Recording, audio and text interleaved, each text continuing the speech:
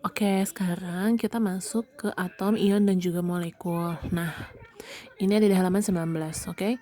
Nah, buat atom itu berasal dari bahasa Yunani atau atomos yang berarti tidak dapat dibagi. Nah, atom itu adalah bagian terkecil dalam unsur kimia tanpa mengubah sifat kimianya.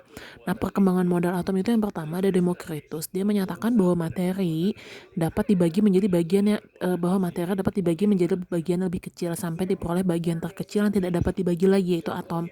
Nah, cuman di sini Demokritus itu tidak menggunakan percobaan, jadi tidak bisa dianggap gitu pernyataannya karena nggak melalui percobaan. Nah, terus Aristoteles menyatakan bahwa materi dapat dibagi secara terus-menerus menjadi bagian lebih kecil, yaitu atom. Ini pun sama Aristoteles juga. Nah, Dalton lah di sini yang melakukan percobaan. Dia katanya atom itu merupakan partikel terkecil yang tidak dapat dibagi lagi menjadi bagian yang lebih kecil. Terus dilengkapin sama J.J. Thomson. Kata J.J. Thomson itu atom berupa bola pejal yang bermuatan positif dan elektron melekat pada permukaannya. Jadi kayak roti kismis gitu. Kayak roti dikasih kismis di tengah-tengahnya gitu. Nah, kalau Rutherford, dia atom terdiri dari inti atom yang sangat kecil dan bermuatan positif, dikelilingin oleh elektron yang bermuatan negatif seperti kayak tata surya jadinya. Nah, terus ada lagi kata Bohr. Kalau kata Bohr pada dasarnya model atom Bohr ini hampir sama dengan model atom Rutherford, tapi model atom Bohr elektron-elektron mengelilinginya itu dia punya lintasan. Nah, kayak gini. Ini Bohr, ini Rutherford, ini Thomson, dan ini Dalton.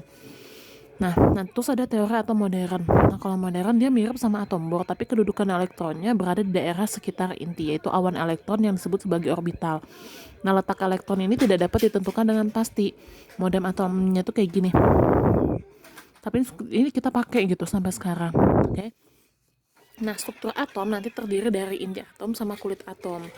Nah, pada inti atom itu nanti ada proton dan juga neutron. Kalau proton itu muatan positif, sedangkan neutron muatan yang negatif. Nah, ini kan inti atomnya di sini. Nah, di sini itu ada proton sama neutronnya. Oke. Pada kulit pada kulit atom nanti terdapat elektron, yaitu muatan negatif. Nah, muatan si elektron ini tuh yang ngelilinginya nih. Ini yang titik-titik yang di luarnya ini itu adalah elektron-elektron yang titik-titik ini ya. Nah, muatan suatu atom ditentukan oleh jumlah proton dan juga elektronnya. Nah, jumlah proton sama dengan elektron atom bermuatan netral. Jumlah proton lebih banyak dari elektron berarti bermuatan positif. Jadi kalau protonnya lebih banyak berarti positif. Kalau elektronnya lebih banyak berarti muatan negatif. Nah, susunan atomnya kayak gini ya. A, X, Z. A-nya ini adalah massa atom, massa si atom atau beratnya lah ibaratnya. Yang itu adalah jumlah proton sama jumlah neutron. Oke, X-nya itu lambang unsurnya, sedangkan Z-nya itu adalah nomor atom. Nomor atom itu sama dengan jumlah proton sama dengan jumlah elektron. Nah, jadi nanti A dikurangi Z itu adalah neutron. Contoh nih misalkan nih ada O 16, 8. Ini 16, ini 8, oke? Nah, ini 16, ini kan 8. Nah, lambang unsur O-nya oksigen, massa atomnya berarti 16, nomor atomnya berarti 8. Nah, itu kan nomor atom itu sama dengan nomor proton dan juga nomor elektron kan. Jadi elektronnya 8, protonnya pun 8. Nah, kalau buat nyari neutronnya gimana? Ya udah, neutronnya berarti massa kurangi nomor atom. Jadi 16 kurangi 8. Jadi dapetin neutronnya itu 8. Nah, itu ya. Terus suatu inti atom yang ditandai dengan jumlah proton dan neutron tertentu disebut sebagai nuklida. Beberapa nuklida yang dapat memiliki persamaan nomor massa, jumlah proton, sama jumlah neutron. Nah, satu nanti ada nuklida yang memiliki nomor massa yang sama tetapi nomor atom berbeda disebut sebagai isobar. Contoh ini ada C614, N714. Dia punya nomor massanya sama kan? Nah, ini namanya isobar. Terus nuklida yang memiliki jumlah proton yang sama tetapi jumlah neutron berbeda disebut isotop. Contoh ini C610, C612. Ini kan dia sama-sama C itu dia punya nomor atomnya 6. Nah, ini berarti namanya isotop. Nah, terus yang terakhir kalau yang dia punya neutronnya sama. Contoh nih B511 sama C612. Kita kurangin 11 kurangi 5 itu kan 6. 12 kurangi 6, 6. Dia sama-sama neutronnya 6. Berarti namanya isoton. Oke. Nah, nanti ada lagi konfigurasi elektron adalah persebaran elektron pada kulit-kulit atom. Menurut Pauli, jumlah elektron maksimum yang dapat menempati pada tiap kulit dirumuskan 2N pangkat 2. N itu adalah kulit ke berapa.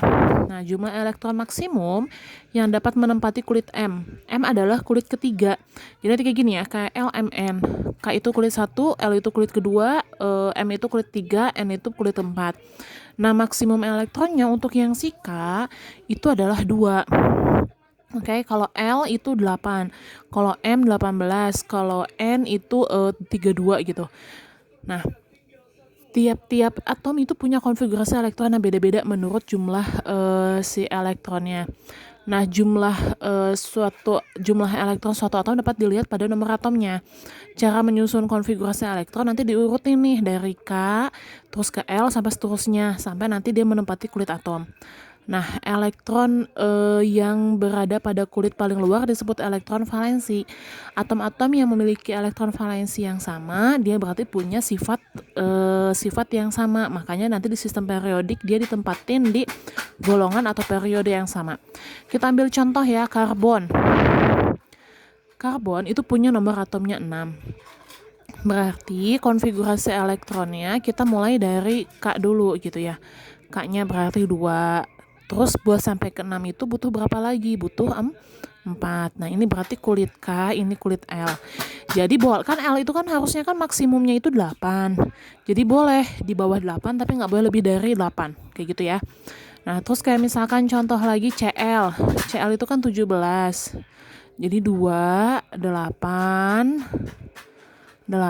terus biar jadi 17 kurang 7 ya. 2, 8, 7. Nah, ini konfigurasi elektronnya itu 2, 8, 7. Elektron valensinya 7, kalau ini elektron valensinya 4. Kayak gitu ya. Nah, terus nanti ada lagi yang namanya ion. Ion itu adalah atom yang bermuatan listrik. Nanti ada kation, itu adalah muatan positif, sama anion muatan negatif. Contohnya ada kation tunggal. Berarti yang cuma punya satu unsur doang, K plus, Mg2 plus, Fe3 plus itu tunggal. Kalau kation poliatom itu kayak misalkan NH4 plus. Nah, NH4 plus itu punya NH4 gitu. Itu namanya poliatom. Nah, pembentukan kation itu berarti tandanya melepaskan elektron.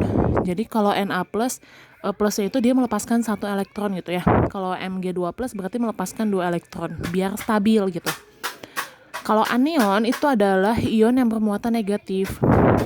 Nah, anion itu nanti ada yang tunggal sama poliatomik. Kalau yang tunggal sama kayak tadi, yang cuma satu unsur doang, Cl-, O2-, F-. Kalau poliatom SO4-2-, ini harusnya SO42- ya.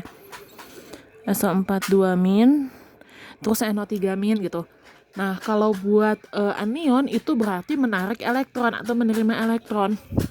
Jadi nanti Cl- berarti dia menerima 1 elektron, SO42- berarti menerima 2 elektron. Kayak gitu.